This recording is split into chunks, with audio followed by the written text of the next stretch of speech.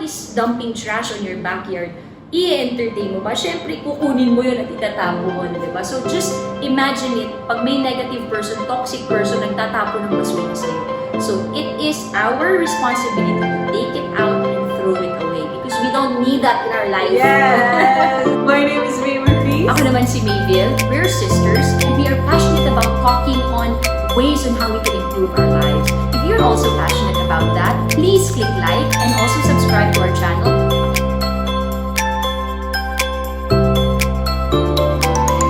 Minsan, yung mga tao nakapalibot sa atin are having a bad day. Or woke up on the wrong side of the bed. Yes, di ba? Pero may mga times naman talaga na yung mga taong nakapaligid sa atin, ginawa ng hobby ang pagiging negative. Di ba? To the point na toxic na talaga sila sa buhay natin. Join us in our discussion today as we talk about how to deal with people that are toxic. And then stay at the end of the video because we'll be talking about tips that you can apply in your life. Na-experience mo na ba yun natin na parang sobrang positive mo, tapos may nakausap kang tao na parang negative much, tapos parang lahat ng positivity mo kinuha na drain niya. Parang pasan mo na yung buong mundo. Na-feel mo ba yun? Yes. Ilang beses ko na-experience yun. Minsan, makakahalubilo ka nga ng tao na parang nasasak talaga yung energy mo. They have a term for that. Tawag nila is energy vampire. They suck the positivity out of you. Which I feel na we really need to know how to deal with these kinds of people because if hindi, it will be detrimental to Yeah, us. it will drain us. Sometimes we can't really avoid them because these people usually are part of our circle or in the office or at home. Minsan hindi mo talaga maiiwasan yun. Minsan talaga we cannot avoid them because they're part of our circle such as your family members, your relatives na you don't have a choice, di ba? Kasi binigay sila sa'yo. Pero meron namang ibang you have a choice.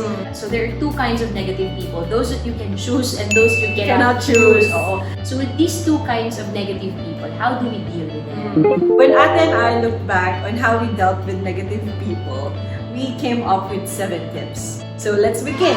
Tip number 1, don't take things personally, you detach. Exactly. Itong mga nega, nagsisimula yan, kamusta ka na?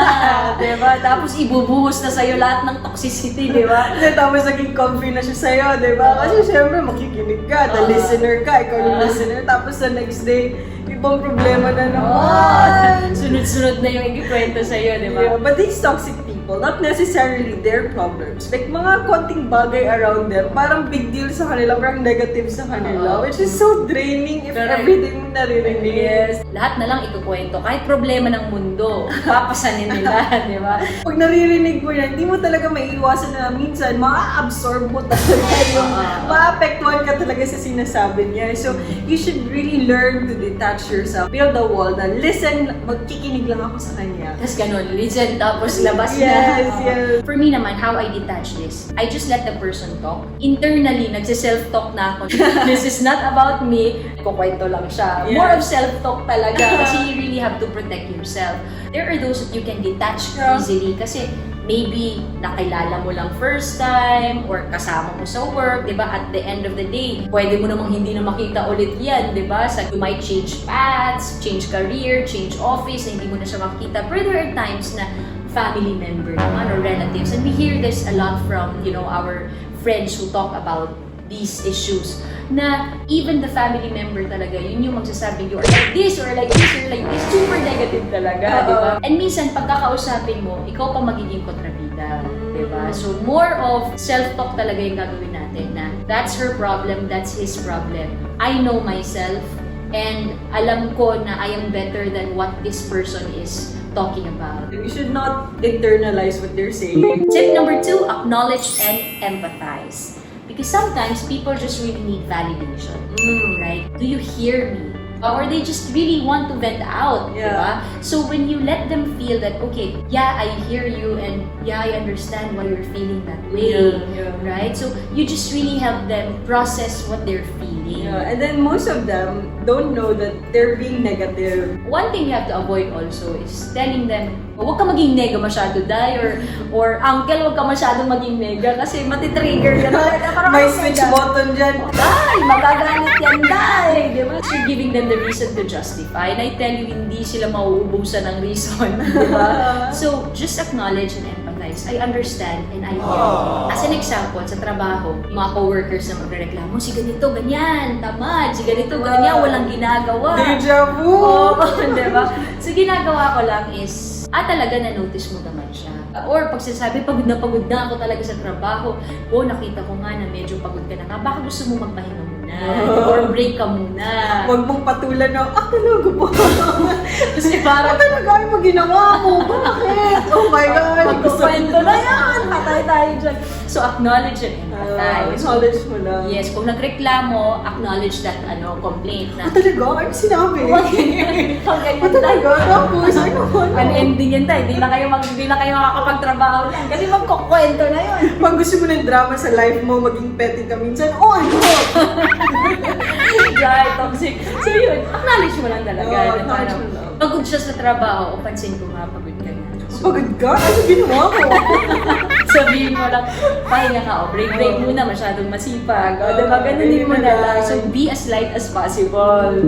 With that said, tip number 3 is focus on solutions, not problems, and then redirect. Yung keyword talaga dyan is redirect. Kasi yung energy na nga is negative na, di ba? So, what you want to do is really take that person out of the situation, tas ilagay mo siya sa area of positivity. Ikaw, ano bang ginagawa mo?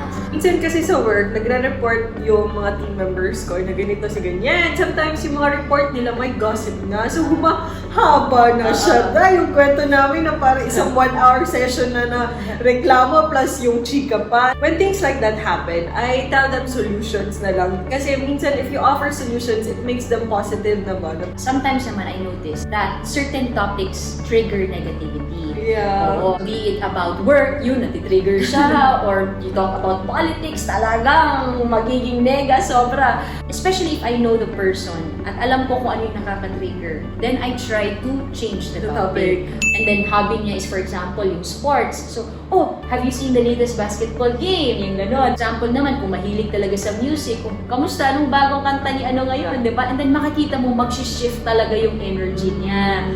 Pero when it comes to people that I just met, so I try to explore different topics. So for example, pag babae, nagreklamo na about sa trabaho, di ba? So I acknowledge, I empathize, katulad kanina. And then tinitignan ko kung ano yung maganda. Say for example, you have a very nice makeup. Are you into makeup? Yung ganon. So alam ko na yung mga tips and tricks mo. So if meron akong mga rant sa'yo, tapos sinif ko na, Yun na yun, redirect na yun tayo. So for example, I like how you did your hair. Tell me, how did you do it? Yung ganon. Di-distract na sila, nagkukwento na, which is also good. I'm just protecting my emotional health and mental health, diba? And I tell you, it has really worked for me. Paano pag nag-change topic ka na, tapos negative pa din? Ay, redirect ka ulit, dahil Ayoko na talaga. mamaya, darating tayo dyan. Kung talagang paulit-ulit ginawa mo na lahat, darating tayo dyan. Okay. Let's say, kasama mo siya sa work, no? Negative siya. Tapos yung makita mo siyang parating na siya sa desk mo. Tapos unahan mo na, sabihin mo na, anong magandang balita ngayon? Diba? Yung magandang chika, that's really good. Unahan mo na. Unahan mo na. Para hindi talaga, imbis magsasabi ng magagaling na yun. Kita mo yung mukha niya, lumagalab-lab na sa negativity. Unahan mo na. Offer solutions. Huwag mo nang dagdagan yung problema niya. If ever like magrarant ako, tapos papatulan nung sinasabihan ko, dahil parang lumalagalap-lap yung feeling ko. Diba? So naramdaman mo mismo, diba? So it's good to offer solutions. Pag nagkwento na, sabihin mo, na-try mo na bang kausapin? Kasi alam mo, strength mo, nakita ko talaga that you're very outspoken. Yeah. So maybe you can try expressing that as well. So offer solutions instead of adding gasoline to the fire. Yeah. Diba? This leads us to our fourth tip, which is appreciate them. Praise them for the positive things that they have done. Sometimes they don't know that they're negative. And then, if they're negative to other people, imagine sa sarili nila, ano yung nafe-feel nila. Maybe they're also negative to themselves. And I believe that it's human nature Yeah, that's true. for us to feel that, am I heard? Am I understood? Or am I giving value to the world? And imagine if you plant that seed of positivity. Malay natin talaga where that person grew up, talagang walang inspiration or wala talagang positivity around. Baka that person is really good inside. Let us be that person who appreciates and acknowledges kung ano man yung magandang qualities din sa kanya. When I see somebody, even for the very first time, tapos napasabak sa kwentuhan, and then I feel na masyadong negative na, I always see the point or as a task for myself to see ano ba yung positive sa kanya. I ask questions that would bring out what he's good at or what she's good at. And doon ako magko-concentrate. Yeah. Tinuturo din ni Mama yan sa atin, di ba? If you're stuck in a situation or with a person, lagi mo talagang tingnan na what is good about this person and then tell them. You might make their day. Yes. Or their week. Yeah. You also agree, please comment down below how did you do it? Ano yung mga positive things na sinabi nyo? Kasi yun nga, sometimes we just need validation. And did it work for you? Let us know. Tip number 5, dapat daw tayo maging matatag. Yes. Be firm. Firm with your boundaries. What does that mean? Alright. Kasi kanina, what we were saying, the initial stage pa yun talaga na you have to detach, everything is not about you, and then you offer solutions, you redirect, you have already appreciated that person, and then wala pa rin nangyayari. Continuously pa rin talaga bombard pa rin talaga ng toxicity sa'yo. Dito papasok na you are the master of your life. You have the choice to really let that person in or say, whoops, this is my line, you have crossed that line, enough. Kailangan na tayong magsalita because life is all about communication. Pag hindi mo sinabi kung ano din yung concern mo, then maybe that person will think that it's okay that I bombard her with whatever it is that I feel, not thinking if na aapektuhan na pala siya, di ba? Para malaman din niya, speak out and say, you know what? It's enough. And as an example to that, may nakalipad ako. Workplace naman to na scenario. Simula pa lang talaga sa flight, puro reklamo na siya. Mas maganda yung isang aircraft na nililipad natin. Mas gusto ko talaga yun. Mas masaya yung mga tao doon. Mas masaya yung mga pasahero doon. Mas masaya yung mga crew doon. So at first, I was just acknowledging na talaga, really, you think that way. Ganyan, tapos, talagang hindi talaga natatapos yung reklamo niya. Tapos 16 hours flight yun. Oo, mahaba yung flight. More than 8 hours yung flight. To the point na naapektuhan na din yung ibang colleagues. Nagkukwento na talagang masyadong toxic na talaga siya. Nagde-delay na ng energy. Oo, so hindi ko na napigilan yung sarili ko. I really told her, stop. I do understand that you're feeling that way. You might be tired right now, but you cannot blame it on the aircraft, or the people, on the crew, because you're putting everyone down. You're putting everyone. Yes, and tapos sinabi niya sa akin, I'm not talking to you. Sabi ko, good. Good that you're not talking to me because I don't really want to talk to you. Kailangan ko talaga siya dahil. In the end, na-realize niya na people didn't want to talk to her. She was left alone. Doon na lang, siya lang talaga mag-isa. And then, to the point na lumalapit siya sa mga ibang crew, tapos sinasabi niya, do you know that I'm a yoga instructor? Do you know that I do yoga? That I teach? Yung gano'n. I didn't talk to her. At the end of the flight, hindi ko na siya talaga kinausap. Oo, because I wanted her to understand that it's okay to complain. But when you keep on complaining to the point of it affecting all people, that's not good. It's not good. Eventually, lumapag kami sa Dubai. The next day, I got a text message from her. She actually said sorry. So sabi niya, I'm really sorry if I was putting everyone down because I was newly trained to this aircraft and I was so familiar with the other aircraft and I was just so anxious. So I'm sorry for giving the negative energy to all of you. At least she acknowledged yes, she did acknowledge. Was wrong. Oo, pero the bottom line here is, if you feel that it's too much, say something. Yeah. But also, try as much as you can to be tactful as well. Focus on the problem and don't focus on the person. Yeah. I have an example then. I have a very close friend who posts very negative things on Facebook. And as in, lahat na nagme-message na sa akin, ano nangyari sa kanya? Bakit negative masyado yung mga posts niya? So, I took the initiative to ask her, is there something bothering you? What happened to your post? Tapos sabi niya, wala lang, I just wanna tell everyone that this is what I'm feeling. So at first, hinayaan namin siya ng mga group of friends namin. Tapos we realized na parang hindi talaga siya tumitigil. Tapos if we ask her something wrong, sabi niya wala naman daw. She just wants to share it to me. Sinabi ko sa kanya na, actually your post is contributing a negative impact on you as a person. If you want someone to talk to, let me know. If I could just say something, just stop posting negative comments because it's affecting you na what people see in you. Tapos sabi niya na, I really don't care. And she said that she doesn't care. So right now, we unfollowed her. We unfollowed her. It was really draining. And then even though na she was causing negativity to the people seeing her post, she doesn't care. So we unfollowed her. Yeah, I think the bottom line here is really being firm. Yeah. Stand your ground. Know your limits. Kasi if you feel that it's already too much, first thing you do is you tell the person na this is what's happening already. And then if that person still doesn't want to change, then kung Facebook man yan, katulad kay MM, unfollow mo. Or really, because it's your mental health, it's your emotional health that we are looking after. This leads us to our 6th tip, which is be responsible of your reaction or your response. It's unavoidable talaga na minsan naaapektuhan ka na. Even if you were firm, even if you offered solutions, if ever you were affected of negativity, how do you handle it? I'll go back to that example, yung sa colleague ko nga talaga na sobrang nega to the point na everybody was already down. I think it's all about self-talk. We have to reassure ourselves that this is not about you. Yeah. Whatever is happening is not about you. You can rise above the situation. It's more of self-talk. And then I redirect my focus into something positive. Katulad nung colleague na sinabi ko sa'yo, after I spoke to her, ibig sabihin, pag kinausap na kita, nirinis ko na yung bigat na yun. Tapos magtika na lang din sa gilid. And then niredirect ko talaga yung attention ko to those people who were positive. Yeah. Tapos kwentuhan talaga. Anything that interests me. Good vibes lang. Good vibes lang. Oo, na parang ganda ng makeup mo. Ano po yung magandang makeup na pwede Yeah, gamitin? So you really redirect. Because the main goal there is not stay in this negativity, but to get out. And the ways to do that, conversation, your thoughts, think of happy thoughts. Yeah. Diba? Or pag-usapan nyo yung paborito mong teleserye na natawa ka talaga. Diba? Yeah. Or redirect your focus. Ikaw ba? Kasi ate, ako listener talaga. Ako gusto ko makinig. Tapos minsan, if I think it's boring na. Minsan, pinapatulan ko yun.